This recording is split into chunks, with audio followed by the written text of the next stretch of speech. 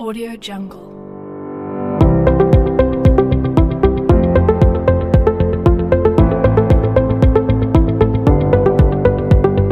Audio Jungle. Aman.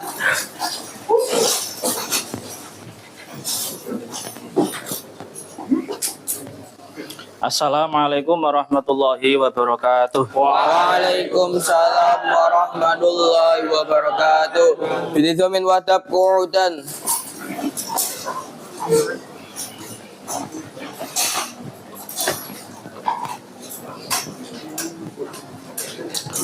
Alhamdulillah bertemu kembali pada hari ini. Alhamdulillah. Semangat ya. Iya. Semakin semangat Buduna. Harus semakin semangat. Hari ini harus lebih fokus, lebih konsentrasi agar lebih mudah untuk menerima pelajaran. Yang sekiranya mengantuk bisa ambil air wudhu atau sekadar membasuh muka biar hilang ngantuknya. Oke.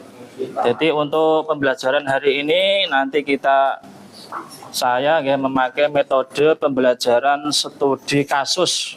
Ini nanti yang akan kita bahas, studi kasus. Sebelumnya untuk absensi saya cek terlebih dahulu apakah hari ini hadir semua ketua? Iya, hadir semua ya. Hadir semua. Alhamdulillah. Panji sudah hadir, Paris sudah hadir. Ya, untuk mengawali, mari kita berdoa lebih dahulu. Kita membaca surat Fatihah seperti biasa. Semoga pembelajaran hari ini diberi kelancaran, kemudahan, diberi manfaat, diberi dapat mengamalkan untuk kehidupan kita sehari-hari. Al-Hadiniyah Al-Fatihah. Bismillahirrahmanirrahim. Alhamdulillahirabbil alamin arrahmanirrahim maliki yaumiddin. Iyyaka na'budu wa iyyaka nasta'in ihdinas siratal mustaqim siratal ladzina an'amta 'alaihim ghairil maghdubi 'alaihim waladdallin. Amin. Untuk sub tema hari ini adalah inti ajaran tasawuf Syekh Abdul Qadir Al-Jailani ya. Inti ajaran tasawuf Syekh Abdul Qadir Jailani.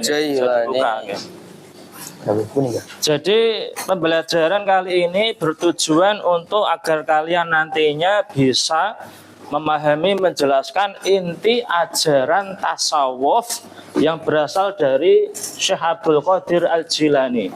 Kemudian kalian bisa menganalisis, mengidentifikasi kira-kira ajaran tasawuf yang bagaimana yang sekiranya dianggap menyimpang. Menyimpang karena apa? Karena tidak sesuai syariat. Ya.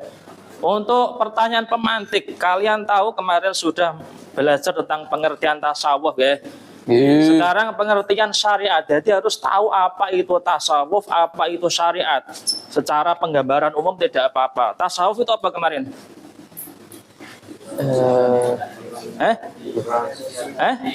Mensucikan hati. Masalah batiniyah itu tasawuf.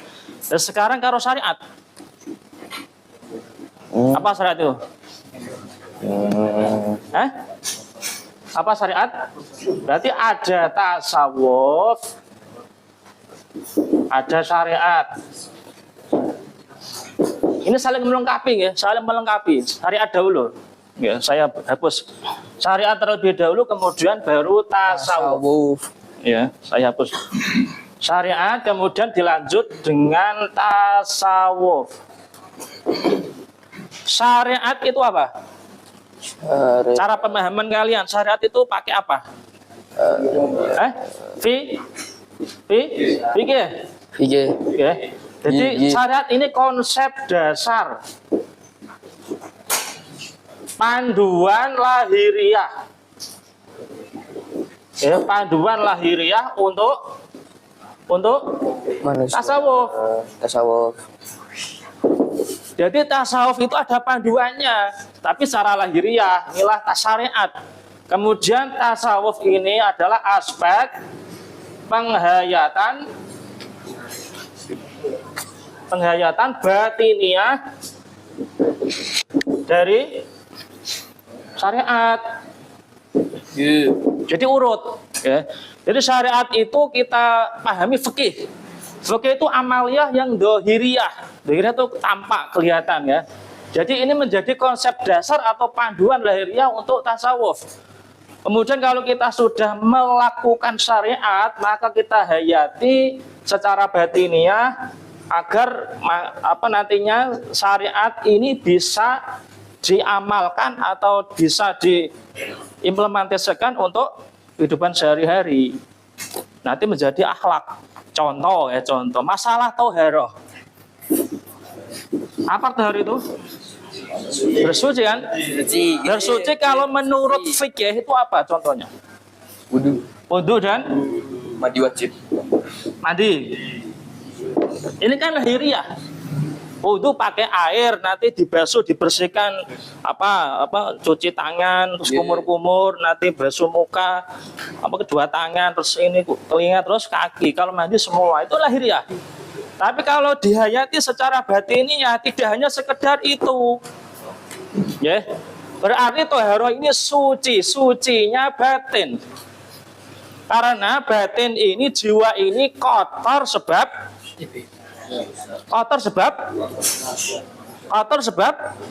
dosa. Untuk mensucikan dosa maka harus taubat, berzikir, beristighfar dan macam-macam. Kemudian kita hayati dari wudu. Kalau wudu kita basuh tangan kita. Kalau menurut tasawuf tidak hanya membasuh mencuci tangan, tapi itu ada penghayatan batinnya. Jangan sampai tangan ini melakukan dosa, memukul, mencuri, tidak boleh. Kumur-kumur juga seperti itu. Jangan sampai mulut ini wudu. Kalau menurut tasawuf itu, kalau pas kumur itu maksudnya bukan kumur, tapi jangan sampai mulut kita dikotori dengan ucapan yang tidak baik, caci maki, gibah, provokasi, adu domba dan lain-lain. Seperti itu tasawuf. Ini pengertian awal ya syariat dan tasawuf, karena inti dari ajaran Syekh Abdul Qadir Jailani dalam hal tasawuf ini memang memadukan antara syariat dan tasawuf ya. Karena tasawuf ini kan ada ada hakikat ya. Thariqah dulu ya, thariqah, ma'rifat, hakikat. Ini sudah bab sebelumnya ini ya, masalah thariqah, hakikat dan ma'rifat bab sebelumnya. Ini masalah hati semua ya. Jadi untuk pertemuan kali ini saya memakai metode pembelajaran studi kasus. Jadi ini nanti kita bagi kelompok seperti kemarin ya, tapi kelompoknya tidak usah urut absen, sesuai tempat duduknya masing-masing, nanti 6 ya, satu kelompok 6 anggota. Nanti kita memecahkan kasus seperti ini, kita diskusi kasus seorang tokoh mengaku sebagai ahli tasawuf dan sering memberikan ceramah spiritual. Namun ia meninggalkan kewajiban syariat seperti sholat, puasa, bahkan menyatakan bahwa syariat tidak lagi wajib bagi orang yang sudah mencapai hakikat. Pernah dengar ya? Pernah dengar ya? Banyak orang awam yang mengikutinya karena menganggapnya sebagai wali Allah. Dan ini nanti didiskusikan ya, per kelompok. Nanti kita buat seperti kemudian kita diskusi secara per kelas. Nanti tiap kelompok presentasi tapi di tempatnya masing-masing. Kita buat seperti basul masail kecil-kecilan saja ya. Ini nanti saya bagikan lembar kerjanya terlebih dahulu. Bisa langsung memilih memilih kelompok. Jadi 1, 2, 3 seterusnya. Kelompok 1, kelompok 2, kelompok 3. Ya, kita belajar sebentar tentang ajaran tasawuf dari Syekh Abdul Qadir Al-Jailani. Nanti kita lanjutkan.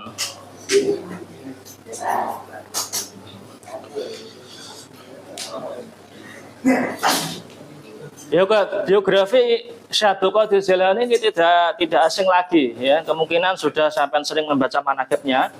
Syekh Abdul Qadir Jailani itu lahir di kampung Jilan. Makanya biasanya Syekh Abdul Qadir Al-Jilani, bukan Al-Jailani, tapi yang terkenal Al-Jailani. Al-Jilani.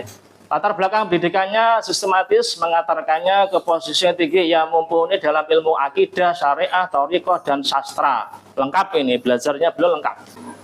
Inti ajaran tasawufnya, ya, Syekh Abdul Qadir itu dalam kalangan dunia tasawuf dijuluki Sultanul Aulia, ya, Sultanul Aulia itu rajanya para wali. Ya, berorientasi kepada perbaikan akhlak, maka tasawufnya termasuk tasawuf akhlaki seperti Imam Ghazali. Ya. Mencari hakikat kebenaran dan mewujudkan manusia yang dapat mencapai makom ma'rifat kepada Allah. Nah itu yang tadi saya terangkan. Syekh Abdul Qadir Jailani melihat ajaran Islam dari dua sisi, yaitu lahir dan batin. Ya, lahir dan batin. Lahir ini maksudnya syariat, batin ini maksudnya apa? Tasawuf. Berarti perpaduan antara syariat dan tasawuf. Ya, itu inti ajaran dari Syekh Abdul Qadir Al Jailani. Itu sudah membuat halaqah, ya. Halaqah 66 atau berapa?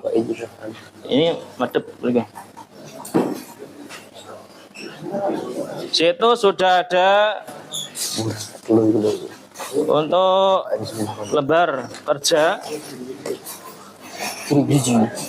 Berhadapan dulu, nanti yang kurang saya ambilkan.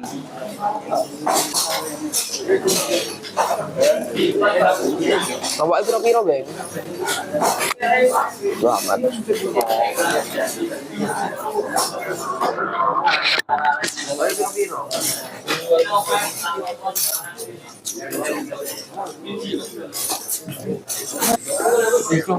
Berarti saya tulis yang itu saya.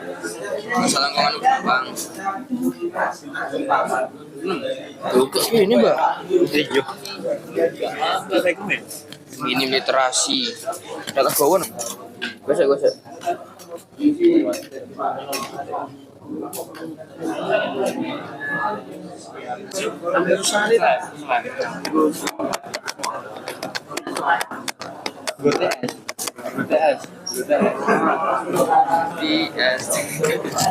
Apa BTS loh? BTS loh. Kalem sah.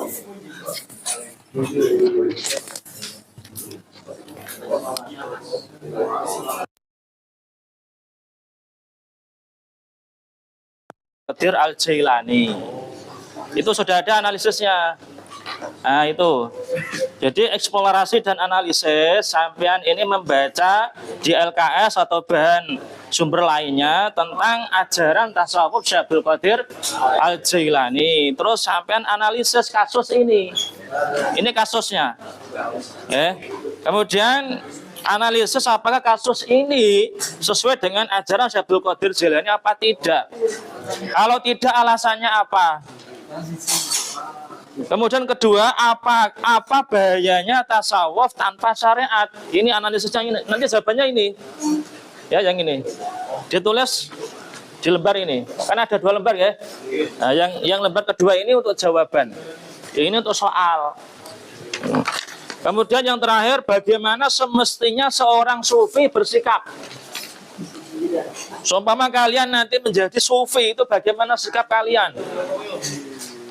Apakah seenaknya, yang penting seperti tadi ya, yang penting hati saya baik, tidak berdosa walaupun tidak tohara. Jadi sholat 3 sholat, tidak usah wudhu. Karena wudhu menurut tasawuf bukan seperti yang syariat. Itu boleh apa enggak seperti itu, guys? Kita bertasawuf itu bagaimana? Yang terakhir, nanti setelah kita diskusi, perhatikan. Nanti kita setelah diskusi ada refleksi. Nanti masing-masing dari kalian ini individu ya, tiap individu nanti membuat refleksi, siswa menulis refleksi pribadi. Isinya ini, apa yang saya pelajari dari kasus ini dan bagaimana saya bisa membedakan tasawuf sejati dengan yang menyimpang. Paham ya? Segera dilaksanakan, dikerjakan. Biar waktunya nanti tidak kelamaan.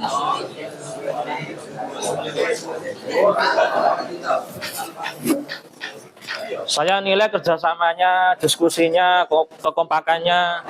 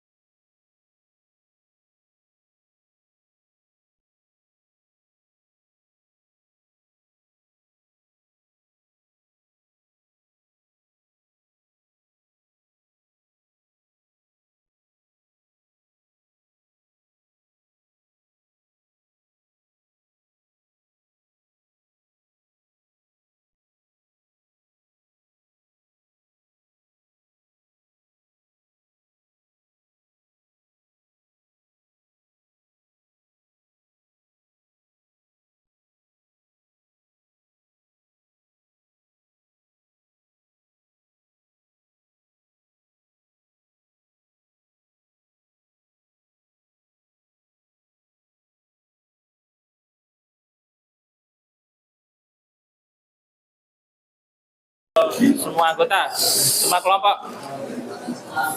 Ayo dimulai. Assalamualaikum warahmatullahi wabarakatuh.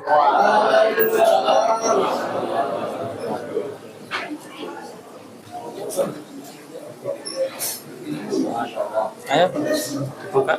Ya, alhamdulillah. Alhamdulillahirabbil alamin wa bihi nasta'in wa ala umuri dunya waddin wassalatu wassalamu ala sayyidina mursalin sayyidina wa maulana Muhammadin sallallahu alaihi wasallam. Langsung saja saya buka diskusi tentang studi kasus yang telah dibaca tadi. Baca aja sekalian, baca aja. Studi kasus. Seorang tokoh mengaku sebagai ahli tasawuf dan sering memberikan ceramah spiritual. Namun, ia meninggalkan kewajiban syariat seperti sholat, puasa, bahkan menyatakan bahwa syariat tidak lagi wajib bagi orang yang sudah mencapai hakikat. Banyak orang awam yang mengikutinya karena menganggapnya sebagai wali Allah. Jadi di sini kita mendiskusikan tentang apakah kasus tersebut sesuai dengan ajaran Syekh Abdul Qadir Al-Jilani. Terus apa bahayanya tasawuf tanpa syariat? Bagaimana semestinya seorang sufi bersikap? Langsung saja dimulai dari kelompok 1. Ya, kelompok 1 siapa yang nomor 1 sekarang? Menjawab Salman. Salman. Ayo, baca. Keras. Diri kita. Yang lainnya mendengarkan, menyimak. Nanti kalau ada yang tidak sesuai, tidak cocok, Yang pertama, apakah kasus tersebut sesuai dengan ajaran Syekh Abdul Qadir Al-Jailani? Tidak, karena sebagaimana pernyataan beliau bahwa setiap hakikat yang tidak berpijak kepada syariat adalah kezindikan. Ampun, Pak. Ampun.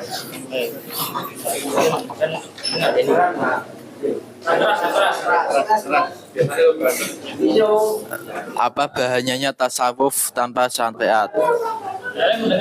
Dapat berpotensi menjadi murtad karena tidak lagi melakukan perintah Allah. Bagaimana semestinya seorang sufi bersikap? Yaitu dengan mengajarkan kebaikan, akhlakul karimah, melaksanakan ibadah semata-mata karena mengikuti perintah Allah. Dan untuk menyikapi studi kasus ahli sufi harus mendakwahkan atau meluruskan ajaran yang menyimpang dari pandangan syariat. Karena hakikatnya syariat dan tasawuf itu selaras dan tidak bisa dipisahkan. Sebagaimana pernyataan dari Ustadz Najib bahwa syariat adalah fondasi awal bagi menuju tasawuf itu sendiri. Sudah, Pak. Aman. Bisa menyimpulkan. Ya, kesimpulan dari kelompok 1 bahwasanya kasus tersebut tidak sesuai dengan ajaran Syekh Abdul Qadir Al-Jilani. Kelompok 1 mengutip dari pernyataan setiap hakikat yang tidak berpijak kepada syariat adalah kezindikan. Jadi tidak sesuai dengan ajaran Syekh Abdul Qadir Al-Jilani, di mana inti ajaran beliau adalah perpaduan keseimbangan antara syariat dan tasawuf. Oke, jadi tidak bisa meninggalkan syariat karena syariat itu pondasi dasar dari tasawuf. Apalah gunanya bertasawuf tapi tidak bersyariat? Karena kita memang diciptakan Allah, wa ma khalaqtul jinna wal insa illa liya'budun, agar kita beribadah. Ibadah itu syariat. Itu dari kelompok pertama, ya. Terus kelompok kedua, lanjut. Lanjutkan kelompok kedua. Yang membaca siapa? Yang lainnya menyimak. Apakah kasus tersebut sesuai dengan ajaran Syekh Abdul Qadir Al-Jailani? Dari kelompok saya menjawab tidak, karena kasus tersebut tidak sesuai dengan ajaran Syekh Abdul Qadir Al-Jailani, yang ajaran tasawufnya memadukan antara syariat dan hakikat secara sinergis atau seimbang, saling melengkapi, serta berpedoman kepada Al-Quran dan hadis secara konsisten. Apa bahayanya tasawuf tanpa syariat? Bahayanya adalah dapat menjadikan kezindikan pada orang tersebut, karena seiring mengacu pada penyimpangan atau penyangkalan terhadap ajaran Islam. Bagaimana seorang sufi menanggapinya? Dengan bertakwa kepada Allah dan bersikap wirai, dan tidak bersemena-mena dalam beribadah. Syariat dan hakikat harus seimbang. Yaitu dari kelompok 2. Bisa disimpulkan? Bisa disimpulkan? Simpulan dari kelompok 2 yaitu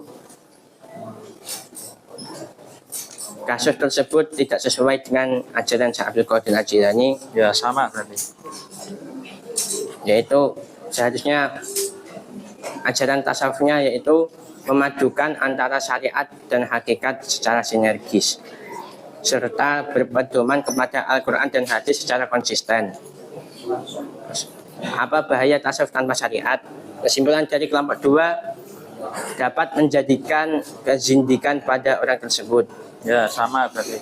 Terus Bagaimana semestinya seorang sufi bersikap? Yaitu dengan cara bertakwa kepada Allah, bersikap wirai, dan tidak semena-mena dalam beribadah. tidak semena-mena dalam beribadah itu ya. Ini nanti diingat-ingat. Biasa apa yang kelihatannya yang berbeda itu yang ketiga.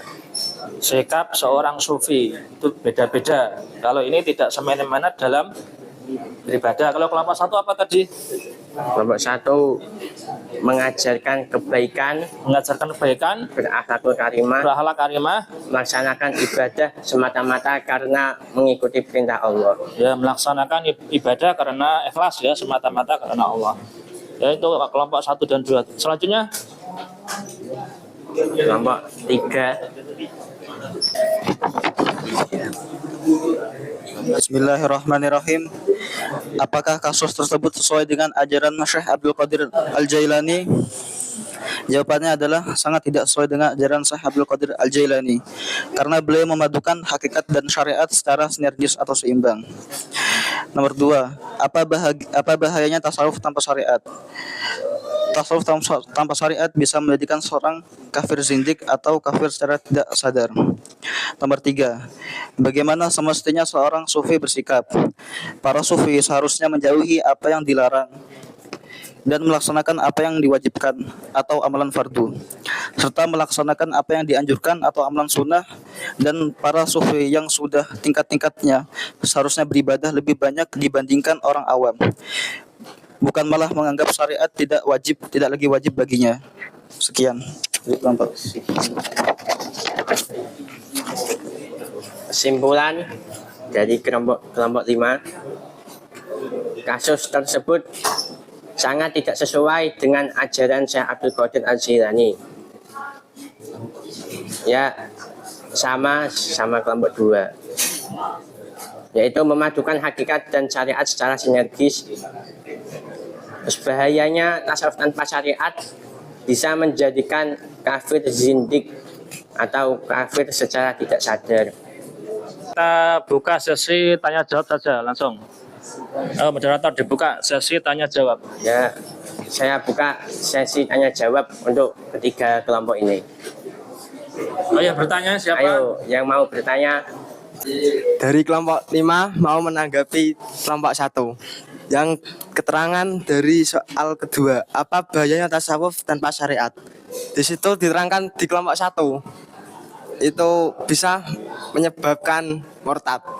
Sedangkan di keterangan apa sih? Keterangan tertulis LKS ini ki. Lah niku ku kafir zidik. Apakah bisa disamakan murtad dengan kafir zidik? Nggih, ngoten mawon.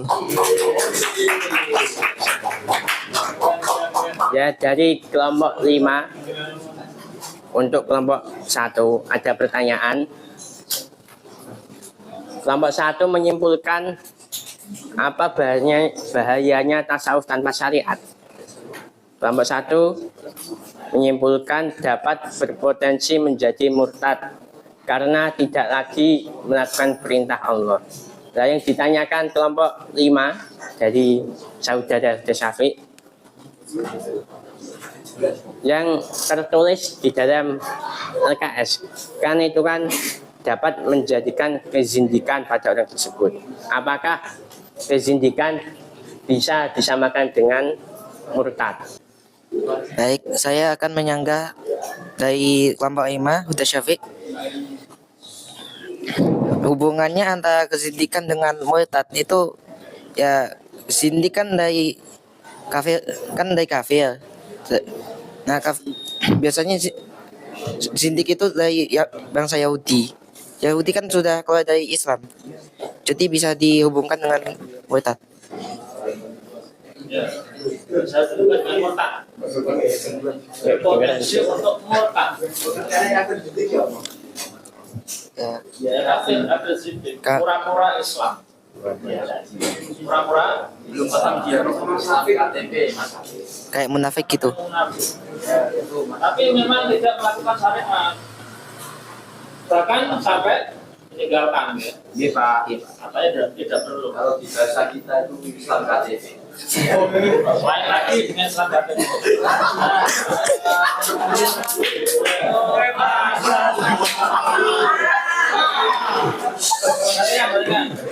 Dalam LKS itu kan ada cerita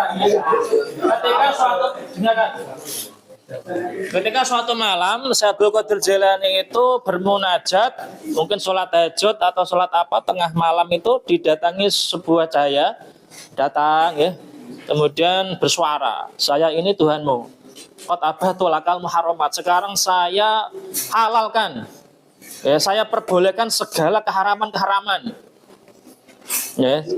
Kalau seumpama kalian digitukan pasti wah ini enak kan?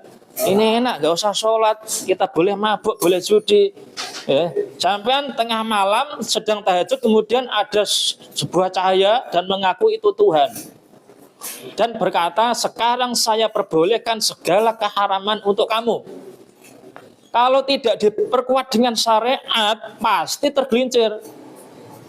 Tapi ternyata Syekh Abdul Qadir Jailani ini karena syariatnya kuat, maka ditolak mentah-mentah dan dilaknat. Saya lain, pergi kamu yang terlaknat ya. Terus ditanya sama itu setan ya, setan itu iblis itu, kenapa kok kamu tahu kalau saya ini bukan Tuhan dan keliru? Ya karena Tuhanku Allah itu tidak akan memerintahkan kepada innallaha la ya'muru bil fahsya'i wal munkar, tidak akan pernah. Kok kamu menyuruh kepada kemungkaran? Lah dari peristiwa ini ternyata setan tadi bisa menjerumuskan 70 sufi. Ya, berarti sebelum Syekh Abdul Qadir Jailani tersebut itu ada 70 sufi yang sama didatangi oleh setan, kemudian dikatakan seperti tadi, sekarang kamu boleh melaksanakan keharaman-keharaman, boleh tidak sholat, boleh tidak puasa, boleh berjudi, boleh berzina, terserah. Karena kamu sudah mencapai tingkat tinggi, saya Tuhanmu. Itu ada 70 sufi yang ikut. Kenapa? Karena tidak dikuatkan dengan syariat. Kan akhirnya apa? Kafir kan? Kafir, bahkan biasa murtad itu. Memang bisa berpotensi untuk murtad. Itu dampak negatif dari tasawuf kalau tidak diperkuat dengan syariat. Begitu ya. Kesimpulan dari studi kasus tersebut, harus syariat dan tasawuf harus dipadukan karena syariat adalah fondasi awal untuk menuju tasawuf. Ingatan sebelah. Sudah. Ya, ditutup. Ya, saya tetap diskusi pada hari ini. Assalamualaikum warahmatullahi wabarakatuh. Waalaikumsalam. Oke. Kembali ke tempat.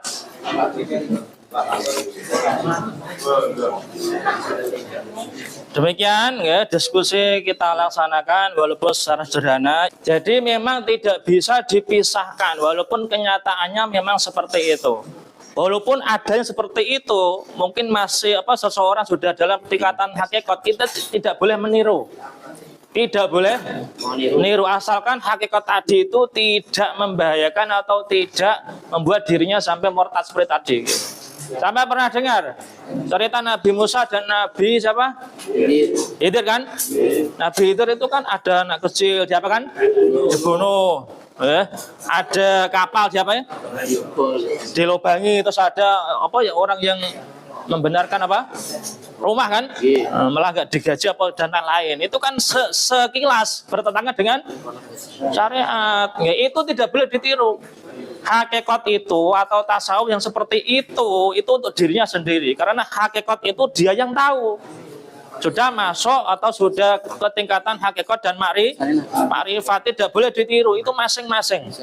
Pernah dengan Syekh Jenar? Ya, tidak boleh ditiru seperti itu. Hakikat seperti itu hanya untuk perorangan, karena perjalanan spiritual masing-masing orang itu beda. Seperti Syekh Abdul Qadir Jailani ini beda. Ya, tidak ditampakkan hakikat yang secara bertentangan dengan syariat. Ya. Ini konsepnya seperti ini. Man tasawwafa walam yatafaqah faqad tanzandaqa. Siapa yang bertasawuf tapi tidak mempunyai fikih, tidak bersyariat, maka dia kafir zindik. Seperti tadi. Ya, dikira dia sudah tingkatan tinggi kemudian diganggu oleh setan ya.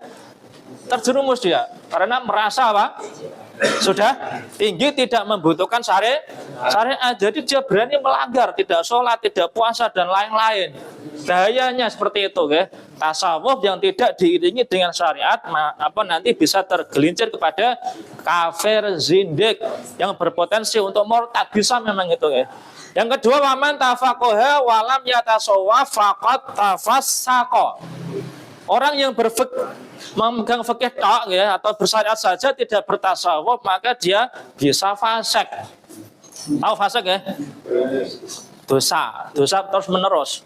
Karena apa? Karena tidak bertasawuf. Dia sholat rajin, dia baca Quran rajin, dia tahajud rajin, tapi ternyata dalam hatinya timbul riya, ya, timbul ujub, sum'ah, merendahkan orang lain. Fasik nantinya itu tidak ada gunanya, sama saja.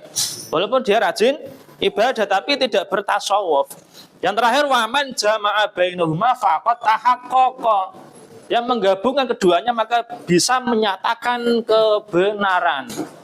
Ya, jadi tasawuf dan syariat harus digabungkan, disatukan, dilengkapi, tidak boleh dipisah. Ya. Jadi kalian ini nanti kalau sudah bersyariat diusahakan untuk bertasawuf. Demikian ya.